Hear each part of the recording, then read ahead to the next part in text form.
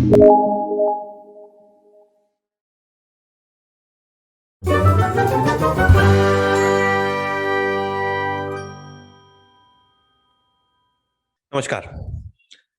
मेरा नाम विजय शुक्ला है और मैं पिछले 18 साल से आईआईटी जेई नीट के लिए फिजिक्स पढ़ा रहा हूं। मैं खुद आईआईटी बॉम्बे से पास आउट हूं, मेरा मास्टर्स हुआ है आईआईटी बॉम्बे से। और इस साल अगर मार्च जेई की बात करें तो all India rank 1 Gargi Bakshi उसको पढ़ाया हुआ है मैंने। मतलब अगर आप नीट में बोले तो ऑल इंडिया रैंक 422 से लेके all India rank 300 200 5000 we have created those kind of ranks. Physics as a subject is very important, I hope you know that. JEE में अगर हम बात करें तो जेई में all India rank 138 50 102 and that kind of rank we have given. But important बात वो नहीं है, इंपॉर्टेंट बात ये है कि हम जो ये सब्जेक्ट शुरू करने जा रहे हैं टारगेट पीक की तरफ से आपके लिए, we are doing this course called as JEE. Okay, the course that we are going to talk about JEE and NEET preparation, ये कोर्स बहुत ही इंपॉर्टेंट होगा आपके लिए। और ये जो रिकॉर्डेड लेक्चर है, फायदा क्या है रिकॉर्डेड लेक्चर का एवरीवन, कि जब आपको टाइम मिलेगा तब आप उसको देख सकते हो, right? You can go through it, उससे रिलेटेड वर्कशीट मिलेगी आपको, उससे रिलेटेड नोट्स मिलेगा, everything at one place, everything you'll get at one place. So before I start this formal chapter rotational motion, आपको दिख रहा होगा आपके स्क्रीन पे, before I start this chapter formally I want you to understand few things. Okay, मैं बस देख रहा था कि आपको स्क्रीन पे ठीक से दिख रहा है कि नहीं rotational motion. Rotational dynamics is the chapter that we are going to talk about, but before I do that, physics. अभी बिकॉज आप लोग 12th में हैं, आप जानते हैं, you have had experience of 11th, luckily exam हुआ नहीं, बट 11th का बहुत सारा कॉन्सेप्ट मुझे यहाँ पे भी लगने वाला है, इस चैप्टर में भी लगने वाला है। इनफैक्ट पूरा 12th में 11th से रिलेटेड बहुत सारे कॉन्सेप्ट लगने वाले हैं। तो मेरा एम ये है कि before I start my course, मैं आपको बताऊं कि फिजिक्स में प्रॉब्लम कहां होता है बच्चों को। तो पहली बात कि हम थियोरी अच्छे से करेंगे, एक एक पॉइंट को अच्छे से समझेंगे। उसके बाद जब आप अप्लाई करने जाओगे, देखिए बच्चों 10th में और 11th में आपने नोटिस किया होगा कि जब वर्ड प्रॉब्लम्स होते हैं, वर्ड प्रॉब्लम को पहले वर्ड प्रॉब्लम को इक्वेशन में बनाना पड़ता है कि भाई कौन सा इक्वेशन यूज करूं, फिर उस इक्वेशन को सॉल्व करूं ना। वहां पे जो इक्वेशन कन्वर्जन है ना, कि पहले कौन सा इक्वेशन यूज करना चाहिए, that is where students get affected. कि सर मेरे को 50 इक्वेशन पता है, इस क्वेश्चन में कौन सा इक्वेशन यूज करने का वो किधर पता। अब वो जब पता नहीं रहेगा तो आगे सॉल्विंग का तो बात ही नहीं आता। बात ठीक है, बात ठीक है। सो इसीलिए सबसे इंपॉर्टेंट क्वेश्चन ये है, how do you reach to that. उसके लिए उस इक्वेशन के हर एक एलिमेंट का मतलब क्या है वो पता होना चाहिए, राइट? जैसे अगर आपको मैं बोलूं v is equal to u plus a t, ये इक्वेशन कब यूज करेंगे, चलिए बात कर लेते हैं। चलिए बात कर लेते हैं इक्वेशन की, v is equal to u plus a t. 11th का पहला वाला part, v is equal to, red colour is not very good, तो v is equal to u plus a t. अब आप बोलोगे सर ये इक्वेशन कहां यूज करने का मुझे कैसे पता। इसमें 4 कैरेक्टर है, नोटिस कीजिए 4 कैरेक्टर। कौन से कैरेक्टर? ये जो है एक पहला कैरेक्टर, ये है फाइनल वेलोसिटी, ठीक है? ये है फाइनल वेलोसिटी। ये कौन है भाई? ये है इनिशियल वेलोसिटी, बराबर? ये है इनिशियल वेलोसिटी। ये कौन है भाई? ये है एक्सीलरेशन। और ये कौन है? टाइम। तो ये इक्वेशन तभी यूज करना है आपको, तब यूज करना है जब कोई 3 कैरेक्टर पता हो और एक पता ना हो। एग्जाम्पल, एग्जाम्पल, फाइनल वेलोसिटी निकालना है, इनिशियल पता है, एक्सेलरेशन पता है और टाइम पता है। वैसे ही उसके अलावा क्या होता है? उसके अलावा जैसे फाइनल वेलोसिटी पता है, इनिशियल पता है, एक्सेलरेशन नहीं पता और टाइम पता है, 4 में से कोई 3 पता होंगे और एक पता नहीं होगा, तो हम उसके हिसाब से इक्वेशन चूज करने जाएंगे। Hope you understand my point. आपको मेरी बात समझ में आ रही है अच्छे से? तो पहले इक्वेशन के हर एक एलिमेंट क्या है वो तो पता करो। वो पता चल गया तो फिर उसको कैसे सब्स्टिट्यूट करना है, कैसे यूज करना है, इक्वेशन मिल गया, यूज करना आसान हो जाएगा। तो that is the biggest thing that a student comes through. तो पीपल 11th का आपका कैसे बीता उसको छोड़ के हम लोग फ्रेश शुरू करते हैं ये चैप्टर रोटेशनल डायनामिक्स। इसके लिए मुझे थोड़ा सा बैकग्राउंड लगेगा। सेंट्रीपिटल फोर्स क्या होता है वो पता करना पड़ेगा, सेंट्रीफ्यूगल फोर्स क्या होता है वो पता करना पड़ेगा, सर्कुलर मोशन में उसके वेरिएबल क्या क्या होते हैं वो पता करने पड़ेंगे, राइट। तो इसीलिए मैं वहां से शुरू ही करूंगा कि I define what is circular motion, I talk about what are these variable. Be patient, be with us. कोई भी लेक्चर अगर समझ में नहीं आया तो उसको एक बार देखने का, दो बार देखने का, उससे एसोसिएटेड नोट्स पढ़ने का people, and then solve the worksheet. तुरंत का तुरंत वर्कशीट सॉल्व करने मत जाओ, नहीं तो उससे क्या होगा कि सर क्वेश्चन नहीं आ रहा, छोड़ो। रिकॉर्डेड लेक्चर का एक और चीज है कि अगर इंटरेस्ट नहीं आ रहा है तो जब मूड थोड़ा ठीक होगा तब आप देख सकते हो, राइट बच्चों। Use all this features which you are getting, ये जो मिल रहा है आपको, you are getting at your foot step. Imagine कहीं बाहर निकलना नहीं है तो you won't be wasting your time. So people, we are with you at Target Educare. We will ensure कि आपको बेस्ट क्वालिटी लेक्चर्स मिले, बेस्ट क्वालिटी कंटेंट मिले, and at your door step, आपके पास ही आके वो कंटेंट मिले। ये हमारा एम है, यही हम करना चाहते हैं एट टारगेट एडुकेयर, ठीक है। मेरा नाम विजय शुक्ला, मैं फिर से बता दूं, I am pass out of IIT Bombay और मैं पिछले 18 साल से फिजिक्स पढ़ा रहा हूं। सो काफी सारा एक्सपीरियंस है, आपको दिखेगा यहाँ पे जिस तरीके से हम सब्जेक्ट पढ़ाएंगे वो आपको दिखेगा, अच्छा ये तो अलग है, ये तरीका तो सोचने का अलग है। You would realise that in your smallest of the thing, ठीक है पीपल। रेडी, शुरू किया जाए। तो सबसे पहला क्वेश्चन मैं ये पूछूंगा आपसे कि भाई रोटेशनल डायनामिक्स पढ़ा रहे हैं सर आप, ये तो बताइए सर्कुलर मोशन का मतलब क्या है। देखिए ये ऑब्जेक्ट है ना, इसको ऐसे घुमाया तो it is performing rotational motion. मैं खुद अगर ऐसे घुमा, इसका मतलब मैं क्या परफॉर्म कर रहा हूं, रोटेशनल मोशन, राइट बच्चों। ये बॉटल देखिए, ये बॉटल, ये परफॉर्म कर रहा है क्या, कौन सा motion, rotational motion. It could be like this also. तो रोटेशनल मोशन में एक एक्सिस होती है। अर्थ इटसेल्फ, जहां पे हम हैं, हम सब, आप जो मुझे देख रहे हैं, earth itself is performing rotational motion about its axis. नहीं, उसके एक्सिस पे ही सर्कुलर रोटेशनल मोशन परफॉर्म करे, राइट। इसीलिए तो दिन और रात होते हैं, राइट बच्चों। Day and night is because of rotational motion. Rotational motion plays very important role in our life. Example, car के जो व्हील्स होते हैं, दैट परफॉर्म्स रोटेशनल मोशन। डे एंड नाइट का एग्जाम्पल मैंने दिया भी आपको, राइट बच्चों। आपका जो मिक्सचर ग्राइंडर है घर पे, उसमें blades are performing rotational motion. So very important motion. इसीलिए हम एक एक चीज को अच्छे से समझेंगे और डेली लाइफ में अप्लाई करेंगे। अरे ये तो भूल ही गया, आप जहां पे बैठ के पढ़ाई कर रहे हो, ऊपर देखो क्या घूम रहा है, fan. That is performing what, rotational motion, right. So बहुत सारा चीजें हैं जो हम कनेक्ट करेंगे उसको, ठीक है बच्चों। शुरुआत किया जाए, शुरुआत किया जाए। ऐसे हर एक लेक्चर में मैं आपको थोड़ा थोड़ा थोड़ा थोड़ा चीज बताता जाऊंगा, एक साथ ही बहुत ज्यादा टिप्स देना ठीक नहीं है, ठीक है।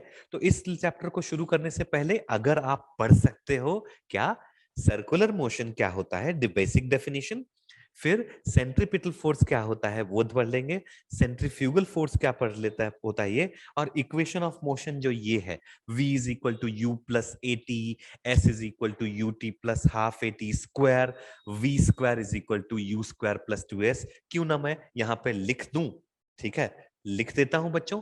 ये जो इक्वेशन आपने पढ़े होंगे, v is equal to u plus a t, आप 12वीं के बच्चे हैं, 12th के, तो आप जानते हैं ये सारे वेक्टर्स हैं, राइट बच्चों। अगला equation, s is equal to u t plus half a t square, ये आपको पता होना चाहिए बच्चों। वैसे ही v square is equal to u square plus two a s, ये भी आपको पता होना चाहिए। ये एक्चुअली डॉट प्रोडक्ट है, अगर आपको पता है तो। ये बेसिक्स 11th का पार्ट जो बता रहा हूं वो अगर पता है तब हम जाके 12th के पार्ट पे डिस्कशन कर सकते हैं। चलें, तैयार हैं आगे चलने के लिए? Everybody, are you ready? Let's get up people, be with me at all the step. Make sure कि एक एक स्टेप समझे, नहीं समझा पीछे जाओ, फिर से सुन लो एक बार, राइट। पीछे जाओ, फिर से सुन लो। जब भी कोई क्वेश्चन मैं यहाँ पे दूंगा तो वो क्वेश्चन आपको वहां पे पॉज कर देना है, खुद सॉल्व करने की कोशिश करना है, और फिर बाद में वापस देखना है कि मैं कैसे उसको सॉल्व कर रहा हूं, ठीक है। एक और एडवाइस है मेरा आपके लिए कि जब मैं कोई कॉन्सेप्ट पढ़ा दूंगा, ठीक है, वहां पे नोट्स आएगा, डेफिनेशन आएगा, जैसे मैं बोला डेफिनेशन, तो आप कोशिश कीजिए स्क्रीन की तरफ नहीं देखने का, अपने खुद के वर्ड्स में, अपने शब्दों में स्वतः से शब्दात लिहा। ठीक है मंडली, that's what will make sure कि आप अपने दिमाग में भी उसको 2 बार रिपीट कर रहे हो। हमारा ब्रेन ऐसा होता है ना बच्चों, हमारा ब्रेन कैसे काम करता है, हमारे ब्रेन को एक दिन में इतने सारे इंफॉर्मेशन मिलते हैं, आप सोचो ना, वो व्हाट्सएप पे दुनिया भर के मैसेज आ रहे हैं, यहाँ वहां चल रहे हैं, तो इतने सारे फेसेस दिख रहे हैं, टीवी वेव सब में दुनिया भर की चीजें दिख रही है, वो बेचारा क्या क्या रखेगा यार, कितना इंफॉर्मेशन रखेगा। आप सोचो, रोड पे आप चल के जाते हो, कितने सारे फेसेस दिखते हैं, सबके सब याद होते हैं क्या? नहीं। तो बट कोई किसी का साइकिल आके आपको लग गया, वो फेस आपको ज्यादा टाइम तक याद रहेगा, right? If you saw your a friend going with another person, वो फेस आपको ज्यादा टाइम तक याद रहेगा, बिकॉज आपने ब्रेन को बोला भाई मेरे लिए इंपॉर्टेंट है ये। इसीलिए जब भी आप इसको लिखेंगे अपने वर्ड्स में, you are telling your brain, आप अपने ब्रेन को बता रहे हैं कि ये इंपॉर्टेंट है मेरे लिए, तो ब्रेन उसको ज्यादा टाइम तक रखेगा। These are my some suggestion, छोटे से suggestion before I start a formal lecture. ठीक है, चलिए फॉर्मल लेक्चर में भी बेसिक से ही शुरू करूंगा, चिंता की कोई बात नहीं है। चलिए बच्चों शुरू करते हैं। तो सबसे पहले एवरी ऑब्जेक्ट, जो भी ऑब्जेक्ट सर्कुलर मोशन कर रहा है ना बच्चों, आपके फैन को देखो, फैन पे अगर आपने डॉट्स बना दिए तो सारे के सारे डॉट्स क्या परफॉर्म करेंगे? सर्कुलर मोशन परफॉर्म करेंगे, बराबर।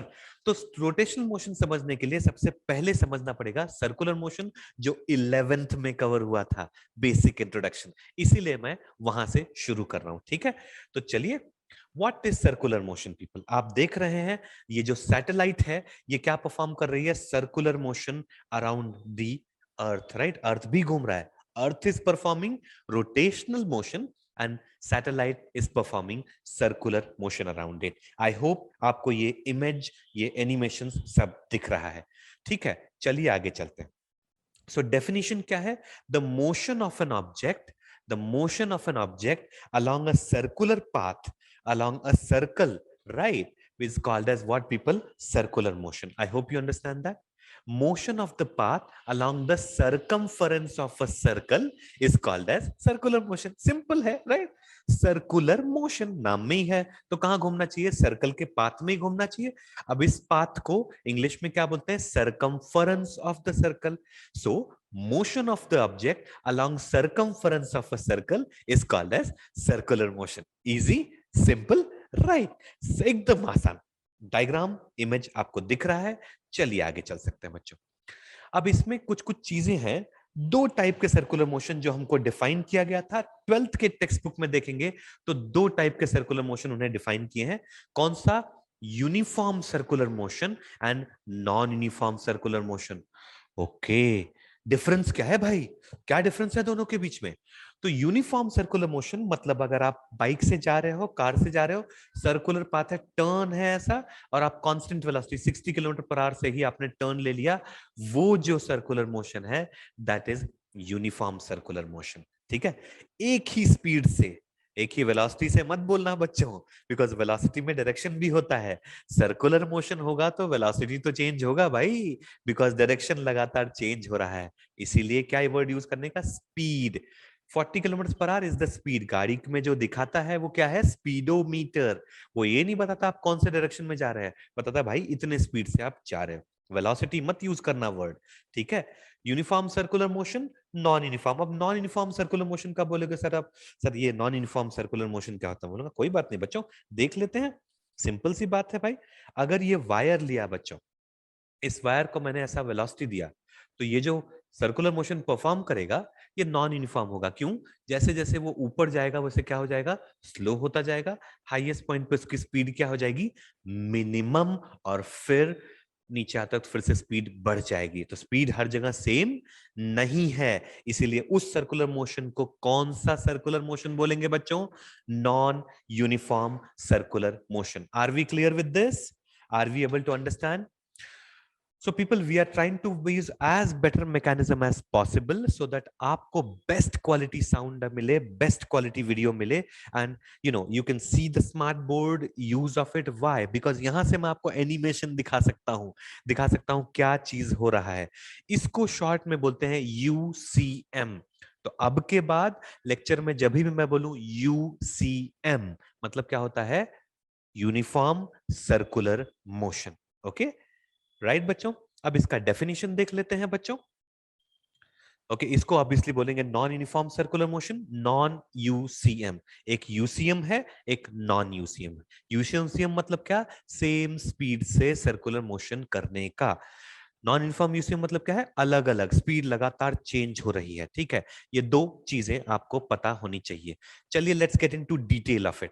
अब यहां पर कोई कोई चीजें हैं, कभी कभी कोई फॉन्ट अगर आपको ठीक से नहीं दिखता है, चिंता नहीं कीजिए, वो हर एक चीज मैं आपको बताऊंगा। ठीक है, ये ग्रीन क्यों यूज किया है मैंने, बिकॉज सो दैट हमारे फेसेस वगैरह अच्छे से आ जाए। कलर हम चेंज करते रहेंगे, चिंता नहीं कीजिए। यूनिफॉर्म सर्कुलर मोशन मतलब यूसीएम मतलब क्या मैंने बताया, ध्यान दीजिए। इसमें जहां जो भी रेड में दिख रहा है ना बच्चों, वो इंपॉर्टेंट है, वो चीज जरूरी है, so that you right in the definition, because वो डेफिनेशन को वैल्यू देता है। तो पहली बात बच्चों, क्या क्या इंपॉर्टेंट है डेफिनेशन में, uniform circular motion if it moves in a circle और circular arc with what people, constant speed. याद रखिए स्पीड वर्ड यूज करना है, वेलोसिटी वर्ड यूज नहीं करना है, बिकॉज वेलोसिटी का मतलब होता है क्या, डायरेक्शन के साथ। सर्कल में जाएगा बच्चों, ऐसे जाएगा अगर सर्कल में, तो डायरेक्शन तो लगातार चेंज हो रहा है ना, हो रहा है ना डायरेक्शन चेंज, राइट। तो भाई वेलोसिटी तो चेंज हो रही है, बट स्पीड मतलब magnitude 20 kilometre per hour, 40 kilometre per hour, 50 kilometre per hour, वो कांस्टेंट रहता है। तब उसको बोलते हैं यूनिफॉर्म सर्कुलर मोशन। ठीक है, पॉइंट सबको क्लियर है, पॉइंट सबको क्लियर है बच्चों। चलिए चलते हैं आगे। ये देख लीजिए यूनिफॉर्म सर्कुलर मोशन का एक बढ़िया एग्जांपल है। यूनिफॉर्म सर्कुलर मोशन क्यों, क्योंकि ये कांस्टेंट स्पीड से सर्कुलर मोशन परफॉर्म कर रहा है। It is performing circular motion with constant speed. Do you understand everybody, do you understand this everyone, right people. चलिए आगे चलते हैं, और आपके पास तो कभी भी आप जाके पीछे देख सकते हैं। ठीक है, चलिए। नॉन युनिफॉर्म सर्क्युलर मोशन म्हणजे काय, त्याला काय म्हणतो आपण, नॉन यूसीएम। नॉन यूसीएम म्हणजे काय, स्पीड चेंज होणार। म्हणजे if I am going pursuing a turn, अगर मैं एक टर्न पे जा रहा हूं, तो 20 किलोमीटर पर से आता है और सामने कोई चीज आ गई, स्लो हो गया, स्लो होके बट सर्कुलर टर्न ले रहा हूं, तो स्पीड मेरी क्या हुई बच्चों, चेंज हुई। याद रखिए, तो अगर ये पार्टिकल लिया, उसको ऊपर भेजा है, जैसा कि मैंने एग्जांपल दिया, दिख रहा है आपको, ऊपर जाते वक्त स्पीड कम होगा और नीचे हो जाते वक्त स्पीड बढ़ेगा। एक बार फिर से देख लीजिए, ऊपर जाते वक्त उसका स्पीड क्या होगा, कम होगा, और नीचे आते वक्त स्पीड बढ़ेगा। ये है नॉन यूनिफॉर्म सर्कुलर मोशन का एग्जाम्पल।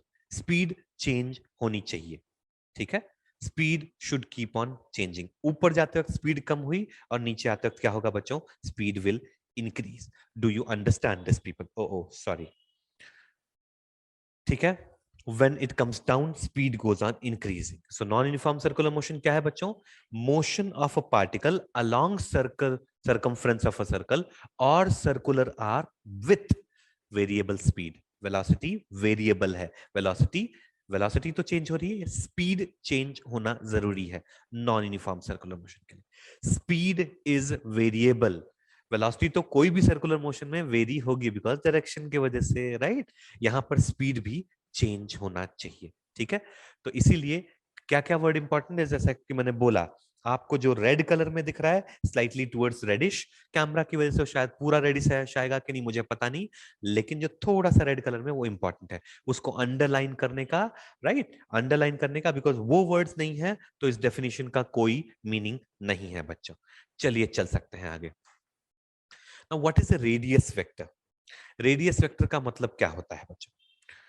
अब रेडियस वेक्टर का मतलब ये होता है, बेसिक से शुरू कर रहा हूं आज, एकदम बेसिक से उठा रहा हूं, ठीक है, सो दैट हम सॉल्व करें तो आपको पता चलते रहे, हर एक चीज समझता रहे, ठीक है। रेडियस वेक्टर, रेडियस, अब घूम कहां रहा है ये particle, along the circle, right, along the circle. तो इसका जो पोजीशन है बच्चों, अभी ये इधर दिख रहा है, ध्यान दीजिएगा प्लीज, अभी ये इधर दिख रहा है, थोड़ी देर बाद वो शायद यहां होगा, तो थोड़ी देर बाद शायद यहां होगा। अब इसको पोजीशन वेक्टर भी बोल सकते हैं। पोजीशन वेक्टर आप जानते हैं, जो पोजीशन दिखाता है ऑब्जेक्ट की, तो पोजीशन वेक्टर लगातार क्या हो रहा है, चेंज हो रहा है बच्चों। अगर ध्यान देंगे तो रेडियस वेक्टर का मैग्नीट्यूड कांस्टेंट है, लेंथ क्या है वही है, 1 मीटर का है तो 1 ही मीटर रहेगा, लेकिन डायरेक्शन पहले इधर दिखा रहा है डायरेक्शन, फिर इधर, फिर इधर, direction will keep on changing. आप अपने घड़ी को देख सकते हैं, राइट, वॉच अगर आपके आंख के सामने है तो उसके निडल को देखेंगे तो बच्चों क्या हो रहा है, वो हमेशा अपना डायरेक्शन क्या कर रहा है, चेंज करते जा रहा है। तो इसका मैग्नीट्यूड मतलब लेंथ कांस्टेंट है, लेकिन डायरेक्शन लगातार चेंज होते जा रहा है। ओके, सो इसको हम बोलेंगे radius vector. Radius is constant but radius vector is variable. Radius त्रिज्या म्हणजे कांस्टेंट, राइट, पण डायरेक्शन जे काही दिशा ते दाखवते that is variable, change होता है, बरोबर? Is it okay? Is it understandable? Great. So let me define. So first lecture, let's not go very fast. Let us define basics और फिर उसके आगे हम उसको यूज करना सीखेंगे, ठीक है? Let's not go very fast. तो अभी इसका रेडियस वेक्टर है R1, राइट बच्चों? Vector drawn from center of the circle to the instantaneous position of the particle is called radius vector. ठीक है, उस इंस्टेंट पे पार्टिकल पोजीशन कहां है? अगर ये पार्टिकल सर्कुलर मोशन कर रहा है तो पहले इधर रहेगा, क्लॉकवाइज जा रहा है तो उसका डायरेक्शन लगातार क्या होगा बच्चों, चेंज होता जाएगा, right, it will keep on changing and this is how it goes. Is it okay? Is it understandable? Is it fine? All of you, are you good with this? समझ पा रहा है, समझ पा रहे हैं सब लोग? मैं स्क्रीन के सामने से इसलिए हट गया बिकॉज आप इसको देख पाए और लिख पाए, ठीक है, बट इतना ही काफी है, आप इसको अच्छे से लिख सकते हैं, समझ सकते हैं। रेडियस वेक्टर का डेफिनेशन, सारे टर्म को डिफाइन करेंगे बिकॉज फॉर्मूला को यूज करने के लिए ये जानना तो बहुत जरूरी है ना जरूरी? तो चलिए थोड़ा सा फॉर्मूला हो जाए, थोड़ा बेसिक्स हो जाए बच्चों। चलिए, अब R2 किसी और इंस्टेंट पे रेडियस वेक्टर है, दिख रहा होगा आपको, कलर दिख रहा है अच्छे से, होपफुली कलर दिख रहा है, नहीं दिख रहा होगा तो मैं लिख दूं। यहां पर लिखा गया है, यहां पर लिखा गया है R1। Oops, red colour is anyway problematic, तो रेड कलर से तो लिखना ही नहीं चाहिए भाई। R1 ये लिखा गया है R1 वेक्टर, ये लिखा गया है R2 वेक्टर, ठीक है? इसलिए बिकॉज ग्रीन पे शायद रेड ना दिखे आपको रिकॉर्डेड लेक्चर में, तो उसको हम ठीक कर देते हैं। चलिए बच्चों आगे चलेंगे, right? Radius vector has constant magnitude which is equal to radius of circle. Radius vector has constant magnitude which has, तो यहां पर अगर कोई चीज रेड आपको नहीं दिख रही होगी, ये जो कलर कॉम्बिनेशन है ये बड़ी ही अजीब चीज है बच्चों, अगर नहीं दिखती है, ये लिखा गया है, ओ अगेन मैंने ब्लैक चूज किया, right? Did I choose black? Yes. ये जो लिखा गया है, ये लिखा गया है रेडियस वेक्टर। इन केस आपको नहीं दिख रहा है तो रेडियस वेक्टर, यहां पर लिखा है कांस्टेंट मैग्नीट्यूड, अगर दिख रहा है तो अच्छी बात है, नहीं तो देख लीजिए कांस्टेंट मैग्नीट्यूड, ठीक है? और इधर बोला गया है रेडियस। ये सब इंपॉर्टेंट वर्ड है, तो इसको 2 बार लिखने में सेंस बनता है बिकॉज इंपॉर्टेंट वर्ड है, ठीक है? याद रखिए इसका मैग्नीट्यूड, राइट, मतलब लेंथ जो है वो कांस्टेंट है बट उसका डायरेक्शन जो है वो लगातार चेंज हो रहा है। तो R1 is not equal to R2। दो वेक्टर एक दूसरे के इक्वल तभी होते हैं जब उनका मैग्नीट्यूड भी इक्वल हो और डायरेक्शन भी इक्वल हो। सिंपल सी चीजें हैं, बेसिक सी चीजें हैं, फर्स्ट लेक्चर है बच्चों, ज्यादा फास्ट नहीं जाएंगे, ज्यादा कॉन्सेप्ट नहीं पंप अप करेंगे, right? Slowly slowly slowly will talk about it. चलिए, अब एंगुलर डिस्प्लेसमेंट मतलब क्या है, ये 11th का रिवाइज कर रहे हैं, 11th एंगुलर डिस्प्लेसमेंट मतलब क्या होता है? एंगुलर डिस्प्लेसमेंट का यूनिट क्या होता है यार, सोचो। एंगुलर डिस्प्लेसमेंट का मतलब क्या होता है बच्चों? एंगुलर डिस्प्लेसमेंट का मतलब कितना एंगल ट्रेवल करा, यहां से शुरू किया, इधर से अगर ऐसा गया तो ये जो एंगुलर डिस्प्लेसमेंट है बच्चों, ये 90 डिग्री हुआ। बट एंगुलर डिस्प्लेसमेंट को डिग्रीज में नहीं लिखते, रेडियन में लिखते हैं। तो कितना बोलेंगे, यहां से यहां गया तो कितना, π/2 रेडियन, यहां गया तो कितना, pi radian. Hope you understand that. इधर से लेके इधर गया तो कितना, पाई रेडियन। एंगुलर डिस्प्लेसमेंट को रेडियन में लिखते हैं बच्चों, डिग्री में नहीं लिखते। 90 डिग्री नहीं बोलिए, π/2 बोलिए, 180 डिग्री नहीं बोलिए, पाई बोलिए, इसकी आदत डालिए आप, ठीक है? So that you are comfortable, ठीक है? चलिए बात किया जाए।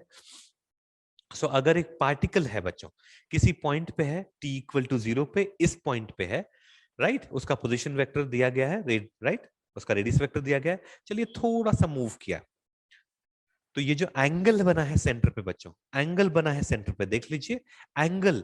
अगर आप 11th में का चीजें अच्छे से पढ़ा है आपने तो आप जानते होंगे angle made at the centre, if I take this angle as theta, theta और आर और एस में क्या रिलेशन होता है यार? पूरा एक सर्कल किया होता तो थीटा कितना हो जाता है? 2 पाई, राइट? कंप्लीट सर्कल के लिए क्या हो जाएगा बच्चा लोग?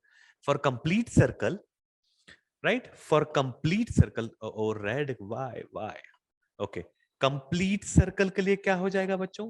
कंप्लीट सर्कल अगर है तो उसका एंगल कितना हो जाएगा? थीटा इज इक्वल टू 2 पाई हो जाएगा। तो यहां पे एस इज इक्वल टू हो जाएगा 2 pi R. Understandable? Understandable, right? 2 pi R. तो ये जो थीटा है बच्चों, ये जो थीटा है, ये थीटा इक्वल टू लिखा जा सकता है एस डिवाइडेड बाय आर। ध्यान से नोटिस कीजिएगा, देखिए ठीक लग रहा है कि नहीं? एंगल थीटा 2 पाई है, पूरा सर्कल करेगा तो 2 pi is equal to s by r लिख सकते हो कि नहीं?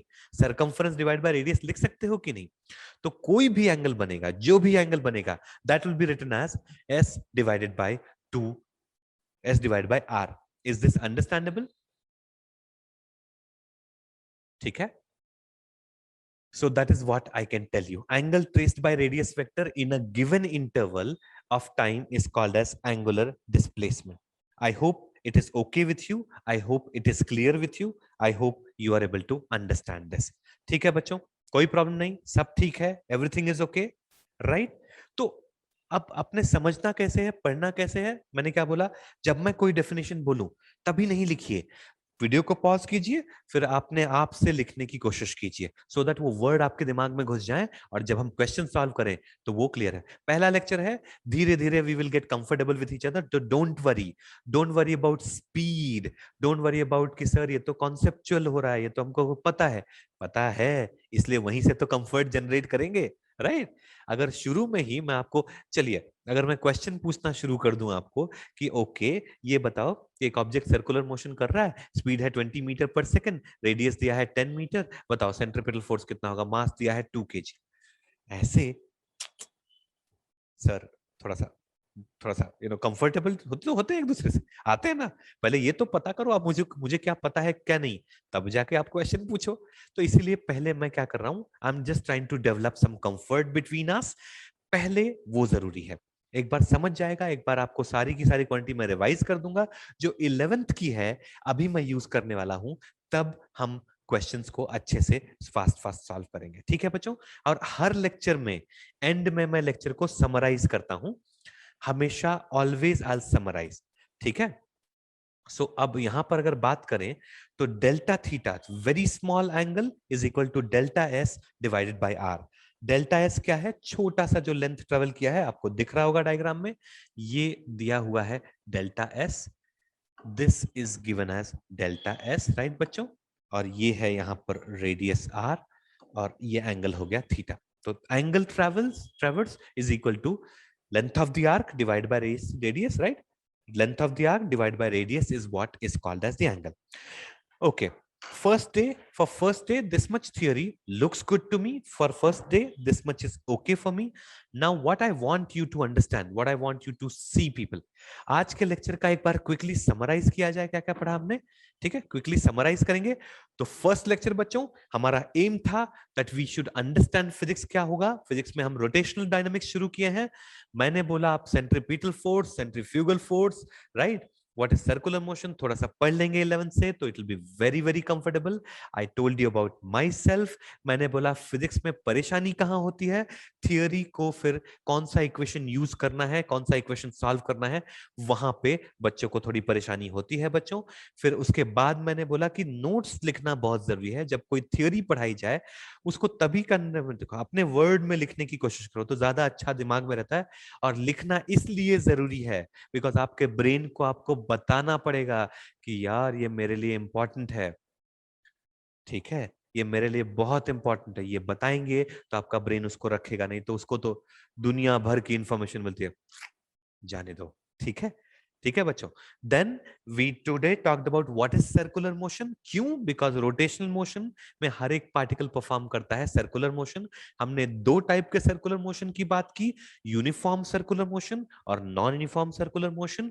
फिर हमने रेडियस वेक्टर को डिफाइन किया और अब हम एंगुलर डिस्प्लेसमेंट को डिफाइन कर रहे हैं। With this, we'll be stopping today's lecture, people. मेरा एम है कि आपको पहले कंफर्टेबल किया जाए और फिर अगले लेक्चर से न्यूमेरिकल शुरू करेंगे, ठीक है? पढ़ लीजिएगा प्लीज, ये लेक्चर को एक दो बार देखिए और इसके बाद के आपको वर्कशीट्स बेसिक्स मिलेंगे। चलेगा बच्चों? What is circular motion, how to go about it, इसका नोट्स और इस पे बेस्ड क्वेश्चन आपको मिलते जाएंगे, ठीक है?